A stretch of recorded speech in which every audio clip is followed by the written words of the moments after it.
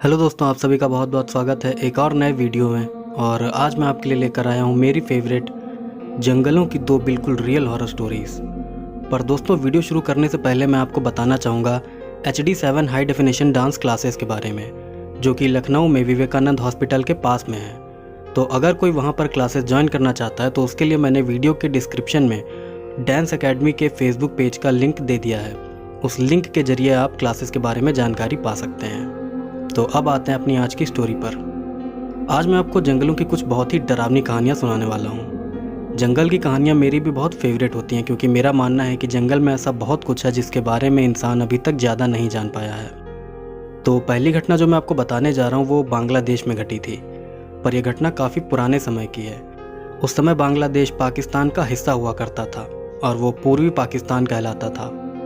ये घटना पेपरमैन 84 नाम के एक यूज़र नेम वाले शख्स ने पोस्ट की थी। तो अब आगे मैं आपको उन्हीं के नज़रिए से ये पूरी घटना बताऊंगा।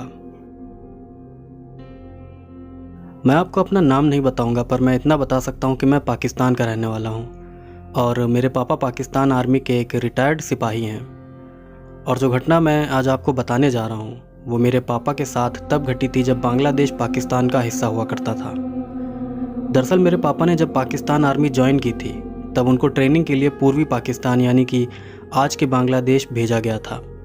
वहाँ पर मेरे पापा और उनके एक साथी जवान को जंगल के बीचों बीच टेंट में पूरा एक हफ्ता बिताना था। ये उनकी ट्रेनिंग का ही एक हिस्सा था। तो अपनी ट्रेनिंग पूरी करने के लिए वो लोग आबादी से 80 किलोमीटर दूर जंगल के बीचों बीच टेंट में रहने लगे। जंगल में रहते हुए शुरुआत के 2 दिन तो बिल्कुल नॉर्मल बीते, पर तीसरे दिन रात को जब मेरे पापा और उनके साथी अपने टेंट में सो रहे थे तभी उनको अपने टेंट के बाहर से किसी औरत के चिल्लाने की आवाज़ सुनाई दी। वो औरत मदद के लिए आवाज़ लगा रही थी। उस औरत की आवाज़ से मेरे पापा और उनके साथी दोनों नींद से जाग गए। वो दोनों सोच में पड़ गए कि आखिर इस घने जंगल में ये औरत कहाँ से आ गई, क्योंकि इंसानी आबादी वहाँ से बहुत ज़्यादा दूरी पर थी। फिर मेरे पापा ने टेंट के बाहर जाकर उस औरत से पूछा, क्या हुआ, आपको कोई मदद चाहिए क्या? तब उस औरत ने कहा कि मैं रास्ता भटक गई हूँ और मुझे बहुत भूख भी लगी है। इसके बाद मेरे पापा उस औरत को अपने टेंट में ले गए। मेरे पापा ने उस औरत को खाना और पानी दिया। खाना खाने के बाद उस औरत ने मेरे पापा से पूछा कि क्या आप यहीं के रहने वाले हैं?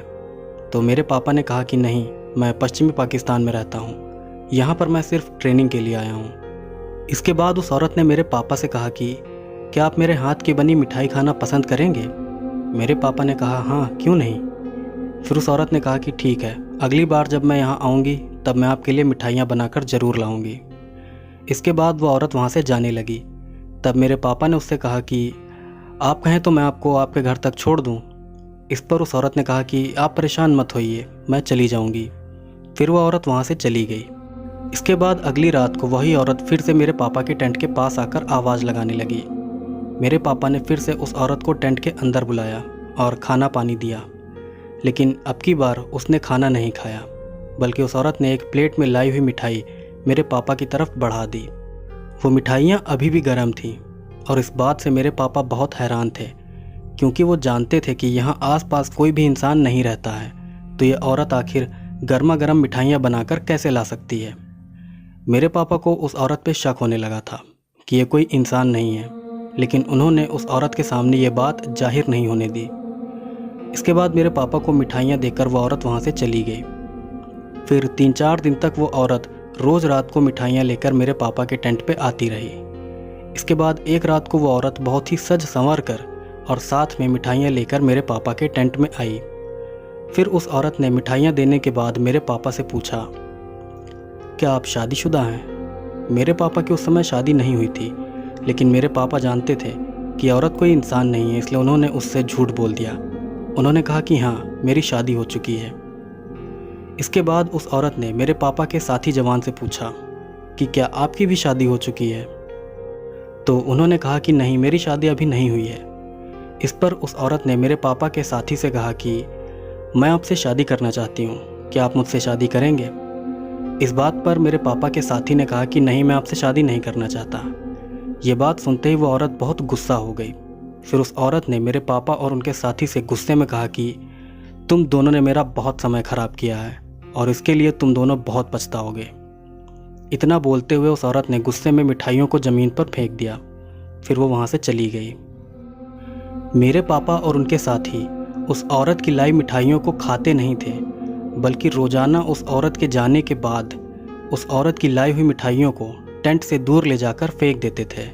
पर उस रात वो मिठाइयाँ ज़मीन पर गिर गई थीं, तो उन्होंने सोचा कि अगली सुबह सफाई करते समय उस मिठाई को वहाँ से हटा देंगे। फिर अगली सुबह जब मेरे पापा और उनके साथी नींद से उठे तो उन्होंने देखा कि बीती रात को जिस जगह पर उस औरत की लाई हुई मिठाई गिरी थी, वहाँ पर अब मांस के टुकड़े पड़े हुए हैं। ये देखकर मेरे पापा और उनके साथी बहुत घबरा गए। फिर कुछ दिन रुकने के बाद मेरे पापा और उनके साथी वहाँ से चले गए। इस हादसे के बारे में मेरे पापा ने काफ़ी सालों तक किसी को कुछ भी नहीं बताया था, क्योंकि उन्हें मालूम था कि कोई भी उनकी बात का भरोसा नहीं करेगा।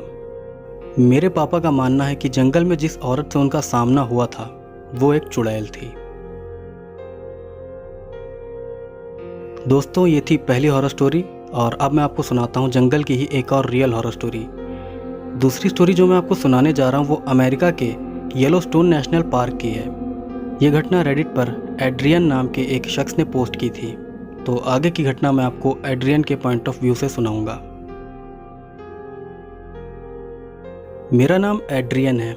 मैं अमेरिका के मोंटाना स्टेट का रहने वाला हूँ और आज मैं आपको अपने साथ हुई एक बहुत ही भयानक और बिल्कुल असली घटना बताने जा रहा हूँ। अभी मैं 24 साल का हूँ, पर जब यह घटना मेरे साथ हुई थी तब मैं 8 साल का था। तो बहुत साल पहले जब मैं 8 साल का था तब एक बार मेरे मम्मी पापा मुझे अपने साथ लेकर कैंपिंग करने गए थे। मेरे मम्मी पापा को कैंपिंग करना बहुत पसंद था, इसीलिए वो अक्सर अपने काम से छुट्टी लेकर कैंपिंग करने जाते रहते थे। मैं अपने माँ बाप की इकलौती औलाद हूँ, इसलिए वो मुझे भी अपने साथ ही कैंपिंग के लिए लेकर जाते थे। तो मुझे बहुत अच्छे से याद है कि जब मैं 8 साल का था तब एक बार मेरे मम्मी पापा मुझे अपने साथ लेकर कैंपिंग करने गए थे। मेरे मम्मी पापा कैंपिंग के लिए येलोस्टोन नेशनल पार्क गए थे। येलोस्टोन नेशनल पार्क एक बहुत बड़ा नेशनल पार्क है जहाँ पर घने जंगल और कई बड़े पहाड़ हैं। तो हम सब दोपहर के समय ही नेशनल पार्क पहुँच गए थे। मेरे मम्मी पापा ने जंगल के काफ़ी अंदर जाकर टेंट लगाया और साथ ही उन्होंने रात को कैंप फायर जलाने के लिए लकड़ियाँ भी इकट्ठा कर लीं। मेरे मम्मी पापा ने 3 दिन तक कैंपिंग करने का प्लान बनाया था। तो पहली रात को हम सब बहुत आराम से खाना खाकर सो गए। फिर अगली सुबह नाश्ता करने के बाद मम्मी पापा मुझे साथ लेकर जंगल में घूमने चले गए। अपने मम्मी पापा के साथ जंगल में घूमते हुए मुझे महसूस हुआ कि जंगल कितना सुंदर होता है। वैसे जल्दी ही मुझे ये भी पता चलने वाला था कि जंगल सुंदर होने के साथ साथ बहुत रहस्यमयी और ख़तरनाक भी है। खैर, जब मैं अपने मम्मी पापा के साथ जंगल में आगे जा रहा था तभी मुझे अपने से थोड़ी दूरी पर एक हिरन दिखाई दिया। वो हिरन मुझे बहुत ही अजीब लग रहा था, पता नहीं ऐसा क्यों, लेकिन मुझे उस हिरन में कुछ गड़बड़ सी लग रही थी। मैंने बस कुछ मिनट के लिए वहाँ पर खड़े होकर उस हिरन को देखा था कि तभी मैंने गौर किया कि मेरे मम्मी पापा मेरी नज़रों से गायब हो चुके हैं। ये देखकर मैं बहुत घबरा गया। फिर इसके बाद जब मैं दोबारा उस हिरन की तरफ पलटा तो मैंने देखा कि वो हिरन अब वहाँ से गायब हो चुका है। उस समय मेरी समझ ही नहीं आया कि आखिर अचानक से ये सब क्या हो गया। फिर मैं घबराहट में इधर उधर भागने लगा। जंगल में सारे पेड़ मुझे एक जैसे लग रहे थे। अपने कैंप तक पहुंचने का रास्ता मुझे समझ ही नहीं आ रहा था। अब मुझे बहुत डर लगने लगा था। मैं सोच रहा था कि शायद अब मैं अपने मम्मी पापा को कभी नहीं देख पाऊंगा। यही सब सोचकर मैं रोने लगा और रोते रोते मैं अपनी मम्मी पापा को आवाज़ लगाने लगा, लेकिन किसी ने भी मेरी आवाज़ का कोई जवाब नहीं दिया। फिर जंगल में यहाँ वहाँ भटकते भटकते शाम होने लगी। अब हल्का हल्का अंधेरा होना शुरू हो चुका था और जंगल में अकेले होने के डर से मेरा कलेजा बैठा जा रहा था। मैं डरा सहमा इधर उधर भटक रहा था कि तभी मुझे अपने से थोड़ी दूरी पर एक लड़का दिखाई दिया। वो लड़का मुझसे काफ़ी बड़ा था। देखने में वो लगभग 14-15 साल का लग रहा था। उस लड़के के कपड़े बहुत पुराने और फटे हुए थे। उसका शरीर भी बहुत पतला था और उसका चेहरा ऐसा था जैसा किसी लाश का होता है। उस लड़के को देखकर मैं इतना ज़्यादा डर गया कि डर के मारे मैं जहाँ खड़ा था वहीं पर जम गया। फिर वो लड़का चलते हुए मेरे पास आया और मुझसे बोला कि क्या तुम खो गए हो? तुम्हारा परिवार कहाँ है? उस लड़के का जवाब देते हुए मैंने कहा, मैं अपने मम्मी पापा के साथ में ही था, लेकिन मैं उनसे अलग हो गया और जंगल में रास्ता भटक गया। इसके बाद उस लड़के ने मुझसे कहा कि चलो मैं तुमको तुम्हारे परिवार तक पहुंचा देता हूं। इतना बोलकर उस लड़के ने बहुत ज़ोर से मेरा एक हाथ पकड़ लिया और फिर वो लड़का मुझे अपने साथ लेकर जंगल के एक तरफ जाने लगा। उस लड़के का हाथ बिल्कुल बर्फ़ जैसा ठंडा था और उसने बहुत ताकत से मेरे हाथ को पकड़ रखा था। उस समय मैं बहुत ज़्यादा डरा हुआ था। साथ ही मेरे दिमाग में उस समय बहुत अजीब अजीब से ख्याल आ रहे थे। मैंने जंगल में रहने वाले शैतानों की कई कहानियाँ सुनी थी। मैंने सुना था कि वो शैतान बच्चों को मार के खा जाते हैं। उस समय मुझे ऐसा लग रहा था जैसे वो लड़का भी मुझे मारना चाहता है। मैं रोते हुए उस लड़के के साथ साथ चल रहा था, पर तभी उस लड़के ने अपने होठों पर उंगली रखते हुए मुझे शांत रहने का इशारा किया। अब डर के मारे मेरी हालत बहुत ज़्यादा ख़राब हो गई थी। फिर मैंने डरते हुए उस लड़के से पूछा कि क्या तुम मुझे मार डालोगे? मेरी बात का उस लड़के ने जवाब दिया कि मैं यहाँ तुमको मारने नहीं बल्कि बचाने आया हूँ। उस लड़के की बात सुनकर मुझे बहुत हैरानी हुई। फिर मैंने उससे दोबारा सवाल पूछा, तुम मुझे यहाँ किससे बचाने आए हो? मेरी इस बात का उस लड़के ने कुछ ऐसा जवाब दिया जिसे सुनकर मेरे पैरों के नीचे से ज़मीन खिसक गई। उस लड़के ने कहा कि मैं तुम्हें उस शैतान से बचाने आया हूँ जिसने मेरी जान ली थी। उसकी ये बात सुन के मैं थोड़ी देर के लिए चुप हो गया, पर फिर मैंने उससे पूछा कि तुम किस शैतान की बात कर रहे हो? मेरी बात का उस लड़के ने कोई जवाब नहीं दिया।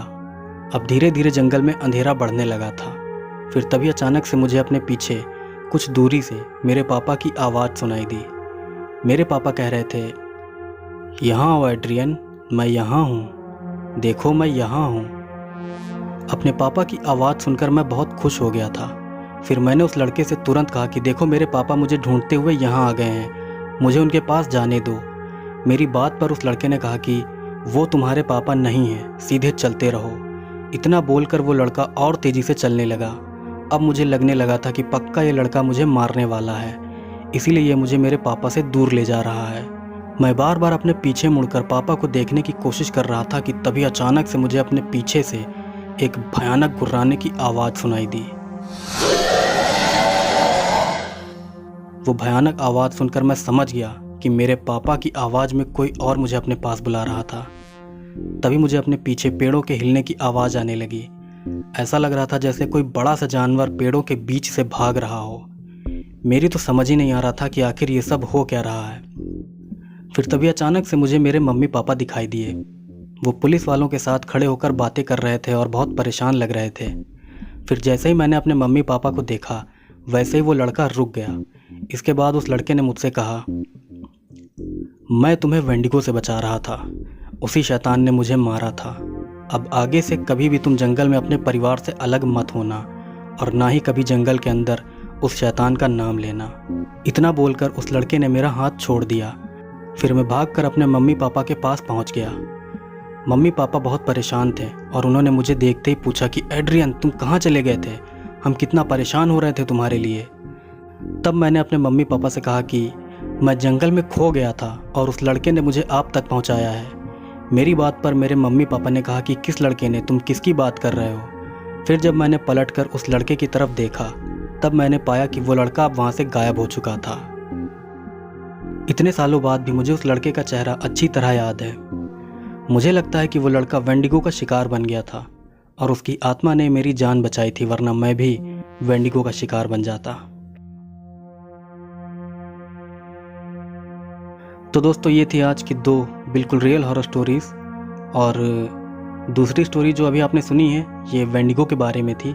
अगर आप वेंडिगो के बारे में नहीं जानते हैं तो मैं आपको शॉर्ट में बताना चाहूँगा कि वेंडिगो एक बहुत ही ताकतवर और बहुत ख़तरनाक शैतान होता है और ये ज़्यादातर ठंडी जगहों पर पाया जाता है। इसको इंसान का मांस खाना बहुत पसंद है और ख़ास तौर से बच्चों का मांस। बाकी अपने एक पुराने वीडियो में मैंने वेंडिगो के बारे में बहुत अच्छी जानकारी दी है, आप चाहें तो वो वीडियो भी देख सकते हैं। उस वीडियो का लिंक मैं आपको डिस्क्रिप्शन में दे दूँगा। तो दोस्तों आज का वीडियो यहीं पर ख़त्म होता है और उम्मीद करता हूँ कि आपको ये वीडियो पसंद आया होगा। अगर आपको मेरे वीडियो और मेरी दी हुई जानकारी अच्छी लगती है तो प्लीज़ मेरे वीडियो को शेयर करिए और मेरे चैनल को सब्सक्राइब करिए। बाकी आप मेरा इंस्टाग्राम भी फॉलो करिए क्योंकि मैं वहाँ पर बहुत अच्छी जानकारियाँ देता रहता हूँ। ऐसे वीडियो जो मैं यूट्यूब पर अपलोड नहीं कर सकता वो मैं इंस्टाग्राम पर अपलोड करता हूँ। मैं अपने इंस्टाग्राम पर बहुत अच्छी जानकारी देता हूँ, तो आप लोग मेरे इंस्टाग्राम को भी फॉलो कर सकते हैं। बाकी अगला वीडियो मैं गोटमैन के ऊपर बनाऊंगा और उसके बाद मैं वीडियो बनाऊंगा डुआंडे नाम के क्रीचर के ऊपर। तो मिलते हैं आपसे अगले वीडियो में, तब तक के लिए हरे कृष्णा।